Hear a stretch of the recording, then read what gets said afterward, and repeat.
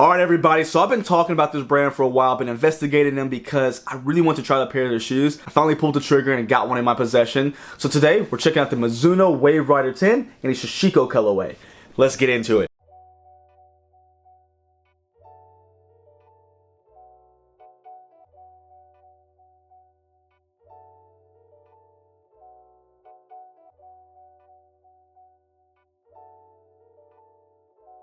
What's going on everybody? It's Mike from the Sneaker History Podcast and we are back with another video. Guys, thank you so much for joining. If you hadn't done so already, guys, if you're new to the channel, you already know I'm going to tell you. Hit that subscribe button, leave a like, drop a comment, hit the notification bell.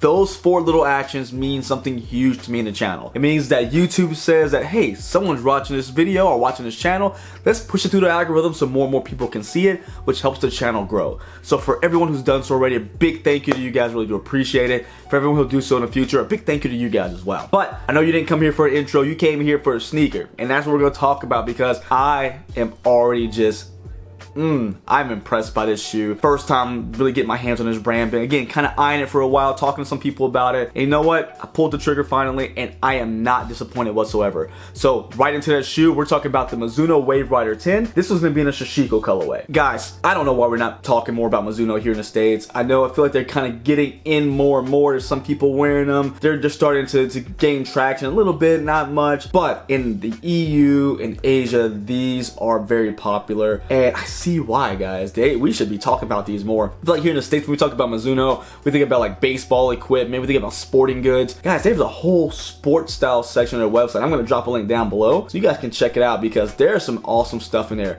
If you're a fan of Asics, you're a fan of Saucony, you're a fan of New Balance, I guarantee you guys are going to like some of the offerings they have here.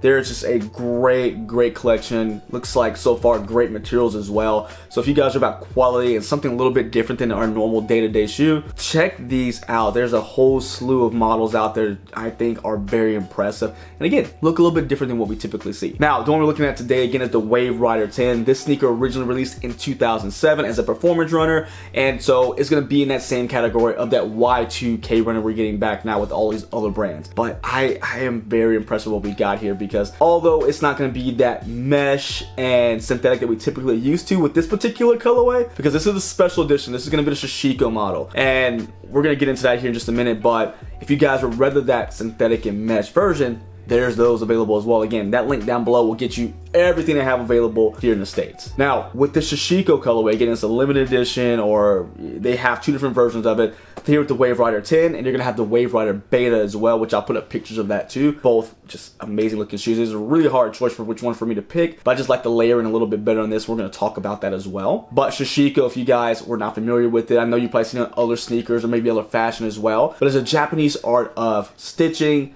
patchwork, not only for design but also functionality. So something I didn't know as I was doing the research for the video is that Sashiko was used back in the day for firefighters. That patchwork to making that their jackets more sturdy, more durable, so that way they can soak it in water before they run into a burning building, so that way they would stay cool and not burn up. So that was just cool. I didn't know that. I always knew it for just kind of this really cool designs they would have. I did not even know that there were really functional uses for this particular Japanese practice. So something new, I want to pass along that to you guys. A fun fact if you're ever at a party and want to just throw it out there to somebody. But getting right into the shoe, guys, this is just well done. I'm very excited about it. First thing we're going to see is going to be, of course, the mud guard, which is going to be done in a nice thick cut of leather. You're going to see that here in kind of a darker cream color. Probably get better B-roll shots than what I'm doing now for you guys. But that is going to be a very nice leather, thick cuts there. You guys can, I don't know if you can see the cuts. Very nice thick cuts of leather. And it has this coating on it that almost kind of makes it look like stone. That's probably the best way I can describe it. I don't know if you can see it.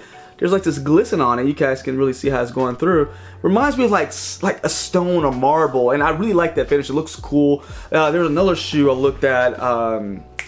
The Nike SB Dunk Trocadero Gardens we reviewed had that same kind of finish. I really liked it, and I like that they brought it to this shoe as well. Or I should say that they decided to use the same kind of idea, which I like it. Now, right on top of that mud guard, you're gonna have a nice piece of premium suede there as well. Again, that kind of cream, that kind of bone color. Very nice. I love that because the different types of material used here in this sneaker really provide this really cool layering effect, real depth. And you guys know I like a sneaker that has some depth to it.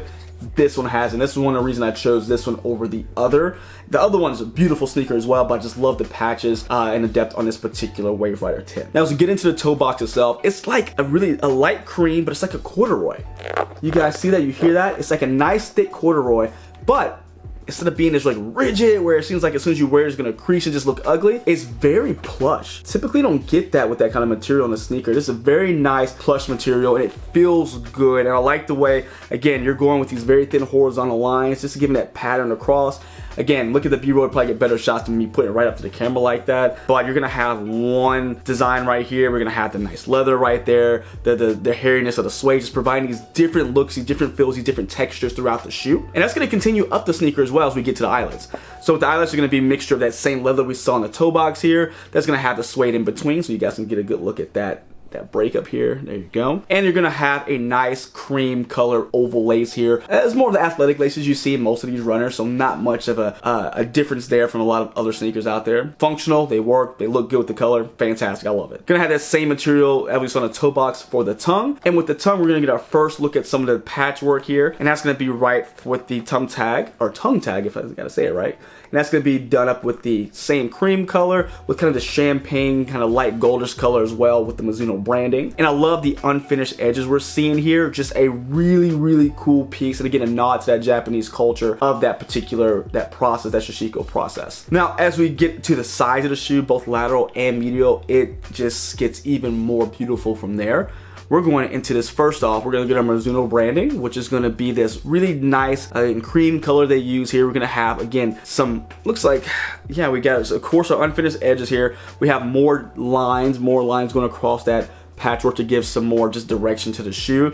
And if I'm not mistaken, you guys correct me if I'm wrong, the Mizuno logo isn't it a road runner? I've heard that before, and something I went to look up again, but I forgot. But I've heard it's a road runner, and I can see that. Like, it looks like a road runner here, just kind of in a modern, design. So you guys let me know down below if I'm wrong on that one, but I'm pretty sure that's the case. Now, behind that, I think maybe my favorite part of the shoe. I love the textile they use in backing behind the logo. Look at that, it's almost like a scale look to it. Look at that, it just looks so good. It just, again, different designs, not lines this time, it's kind of more of a scale look, and it looks great. I love the contrast you're getting from the cream here, or the darker creams with the lighter cream, the different prints on it or different textures you're getting. It's just really good. I like it all the way around. Now, even more changes, we're gonna get this canvas material that's starting from the midfoot, going all the way to the ankle collar here. Gonna be that light cream off-white color, and it's gonna be, again, a different type of canvas here, a harder canvas, providing some more, I guess, again, structure to the sneaker. Like, that's what the Sashiko is doing, providing that structure, and it's doing so here because you have double layered, unfinished edging with the stitch work that Sashiko is known for. It's really beautiful stitch work that's gonna be, again, going down in kind of this oval or rounded lines right around from the ankle collar down to the midfoot.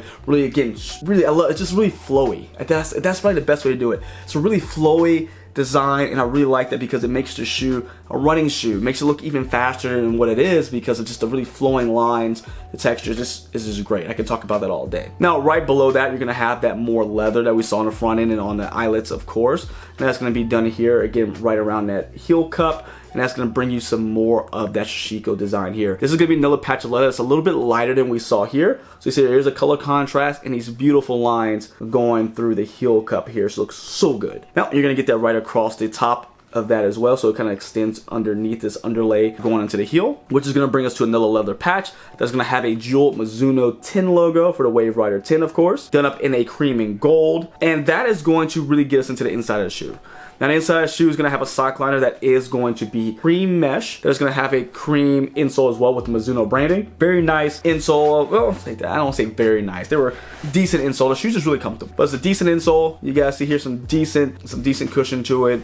And looks like the strobel they use is actually a foam as well, so that's going to provide some more comfort too. So really they're making sure that you're gonna have a comfortable ride in this sneaker, both from the strobel and the insole. Now as we get into that midsole, we're just gonna have this nice cream color midsole. Very aggressive looking midsole. I like that. Very performance driven because this was a performance shoe. They didn't change that at all. All cream, and it is going to be a foam. And if I'm not mistaken, you guys correct me, the Mizuno Wave technology when it comes to the cushioning is a P-back material, which is going to be just a very responsive foam. And I was reading on their website that they never want to go too soft.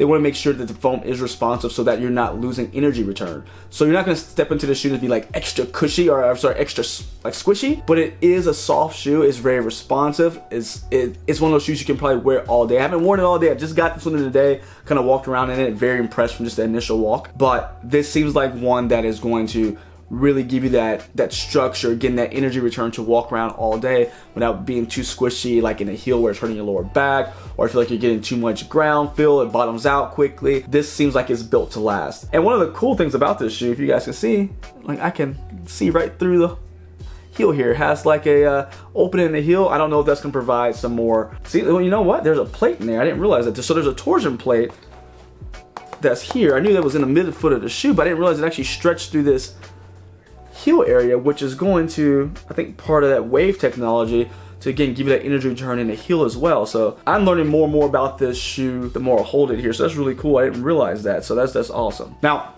get into the outsole. We're gonna have this kind of brown, more gum color outsole. We're gonna have our different tractions, so a lot of different things here, a lot of abstract looking designs for the traction, from linear to just some different, you know, designs here. It's really cool. I like it. I like the colors. And again, you're gonna have that torsion bar pointed out. That's gonna bring you down into the Wave branding here, the technology. So I like this shoe. If you guys couldn't tell, I'm super excited about this shoe. I think I'm kind of scared because I kind of opened the floodgates possibly of more Mizuno sneakers, because I gotta say, this is 2 thumbs up, 5 stars, whatever you want to give it. This is a quality product, and that's really what I've been about lately, is getting quality sneakers that worth the money, you know?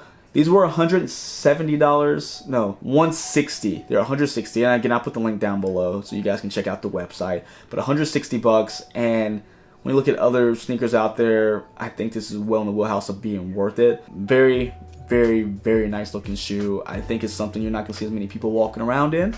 So if you guys want to do something a little different than what you typically see when it comes to these Y2K runners, this is one I would say check out. Very much worth the buy. I went true to size in it, size 10. I wouldn't see a reason to have to size up for any reason. Even wide footers, it seems pretty wide footer friendly. But if you can, I don't know where you would try them on.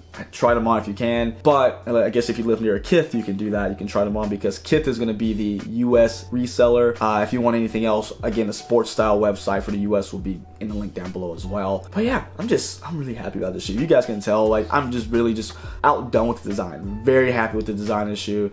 So you guys let me know down below. If you like it, do you not like it? Have you tried it? Has this got you interested in Mizuno Sportstyle now? Leave me a comment down below. Until next time, guys. See you.